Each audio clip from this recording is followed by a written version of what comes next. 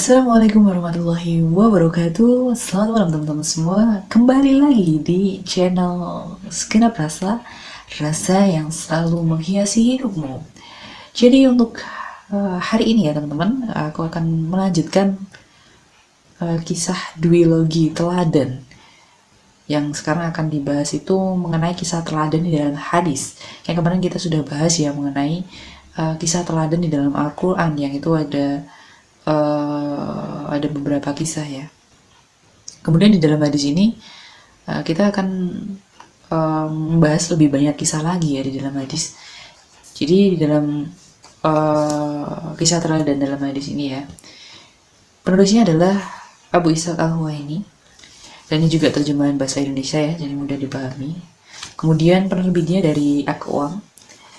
Di dalam buku ini sumbernya itu dari hadis sahih Nabi Muhammad SAW, yang dimana terdiri dari penjelasan-penjelasan di dalam Al-Quran sebagian lagi juga ada yang berdiri sendiri, jadi tidak ada di dalam Al-Quran, adanya hanya di dalam hadis.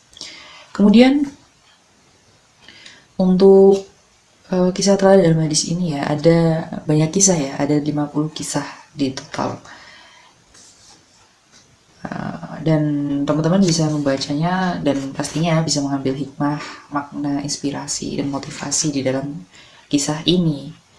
Dan teman-teman juga bisa ya mengambil kisah-kisah ini tuh sebagai penguatan ruhiyah kita gitu ya.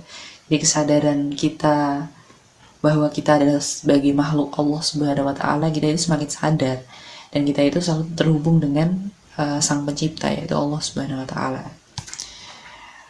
Jadi sebenarnya di kisah-kisah ini juga sebenarnya ada yang kocak kayak gitu ya, ada yang membuat kita mungkin tertawa, kemudian mungkin senang atau ya, dan yang lainnya lah kayak gitu. Jadi banyak ekspresi-ekspresi ya emosional dalam kisah-kisah ini ya gitu.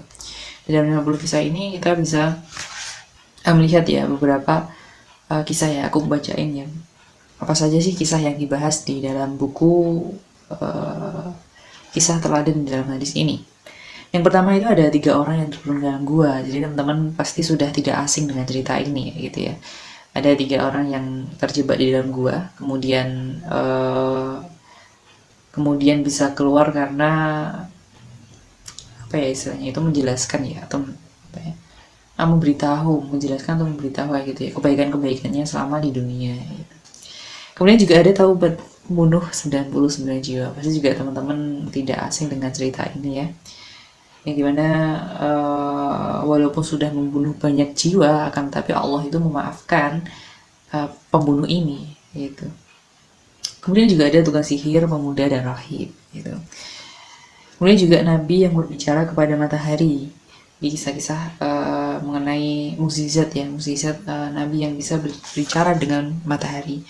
Kemudian ada kisah mengenai orang buta, tuli, dan sakit kusta gitu. Bagaimana sih mereka itu dengan kesabarannya, kemudian ingin meminta apa gitu ya, ketika mereka itu dikasih sakit gitu. Kemudian ampunan Allah kepada orang yang memberi minum anjing ya gitu ya. Ini ada beberapa kisah ya, sering kita dengar itu wanita ya, mohon maaf ya, wanita pelacur ya gitu ya, memberi minum anjing, kemudian Allah itu memaafkan dosa-dosanya. Kemudian ada 3 bayi yang dapat berbicara. Kemudian antara Nabi Musa ya, ini kisahnya Nabi Musa alaihissalam dengan malaikat maut. Kemudian Nabi Musa alaihissalam dengan batu. Kemudian Nabi Adam alaihissalam dengan malaikat maut. Kemudian juga ada kisah mengenai membayar hutang dengan menghanyutkan kayu bakar. Ini bagaimana ya kisahnya? Pasti sangat seru sekali gitu, membayar hutang tapi dengan menghanyutkan kayu bakar. Itu bagaimana bisa? Kemudian Nabi Isa alaihissalam dan pencuri. Kemudian penghuni surga yang ingin bercocok tanam. Orang yang bunuh diri lalu masuk neraka. Pasti kita tahu ya, ketika orang itu mengakhiri hidupnya ya, menyelisih takdir Allah gitu, akan dimasukkan ke dalam neraka oleh Allah Subhanahu wa Ta'ala. Kemudian wasiat agar dibakar mayatnya. Kemudian kisah ampunan Allah kepada orang yang menangguhkan utang. kemudian pendosa yang masuk surga, dan ahli ibadah yang masuk neraka, gitu. Dan di kisah ini juga kita bisa mengambil hikmah ya dari beberapa kisah yang aku bacakan ini. Kita bisa mengambil hikmahnya dari beberapa kisah tersebut, dan kita bisa menjadikannya teladan, menjadikannya sebuah inspirasi dalam kehidupan kita, gitu. Bahwa ternyata orang yang berdosa itu bisa masuk ke surga, itu malahan orang yang ahli ibadah bisa masuk ke dalam neraka karena mungkin dalam keangkuhannya, kesombongannya, seperti itu. Kemudian keputusan Nabi Daud dan Nabi Sulaiman kepada 2 ibu, kemudian wanita pendek dan wanita yang tinggi. Kemudian kisah doa Nabi Sulaiman alaihissalam ketika membangun Masjid Al-Aqsa. Kemudian serigala yang berbicara kepada penggembala. Kemudian orang yang bersedekah kepada pencuri, penzina, dan orang kaya. Dan pasti teman-teman juga nggak asing ya dengan cerita ini, dengan kisah ini, bahwa masyarakat orang-orang saat itu ya, warga saat itu ya, sangat memprotes ya, kenapa sih harus bersedekah kepada pencuri, pezina, dan orang kaya. Tapi kita tidak tahu bahwa hikmahnya banyak ya yang terdapat di dalam kisah orang yang bersedekah itu. Kemudian Nabi Sulaiman yang menggilir istri-istrinya dalam satu malam. Kemudian jin ifrit yang melompati Nabi Muhammad SAW ketika sholat. Kemudian iblis dan bala tentaranya. Kemudian limpahan berkah kepada Nabi Ayub alaihissalam. Kemudian orang yang namanya disebut di atas awan. Kemudian seorang nabi dan semut. Kemudian pembelahan dada Nabi Muhammad SAW serta mi'rajnya. Kemudian 3 kedustaan yang dilakukan Nabi Ibrahim alaihissalam. Kemudian Nabi Yahya alaihissalam dan 5 ajaran untuk kaumnya. Kemudian kisah Nabi Musa dan Nabi Khidir. Sebenarnya ini penjelasan di dalam Al-Quran ya, kan kita juga sudah bahas ya. Kemudian seorang laki-laki yang ditenggelamkan di bumi. Ini juga ada ya di dalam Al-Quran gitu ya, kisah bahwa ada seorang yang kaya raya gitu ya di zamannya Nabi Musa ya, membanggakan kekayaannya hingga Allah itu menenggelamkan seluruh harta kekayaannya dan kemudian dikuburkan di bumi. Kemudian ujian-ujian apa saja sih yang ditimpakan kepada umat sebelum kita? Dan ternyata ya ujian, musibah, cobaan itu tidak hanya terjadi di kehidupan kita. Dulu pun umat-umat terdahulu juga mendapatkan ujian-ujian tersebut kayak gitu.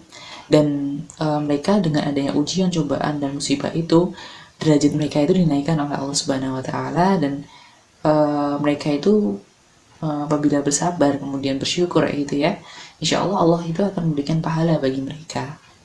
Seperti itu.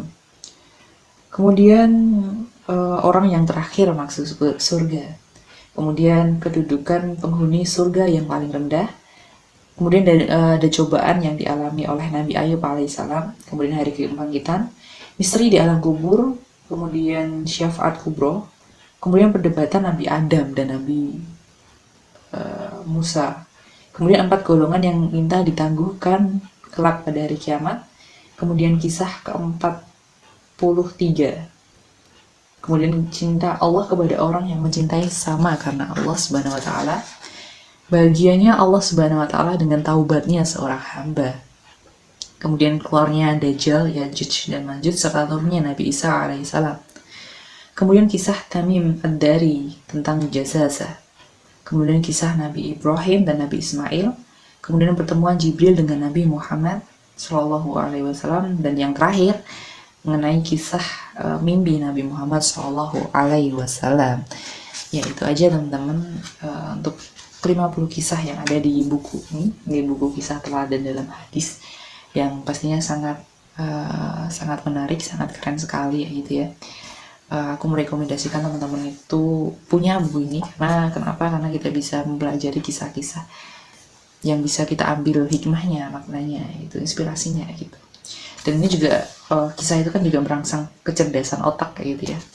Jadi kita bisa mengambil makna dan hikmahnya apa saja sih yang terkandung di dalam kisah tersebut. Gitu.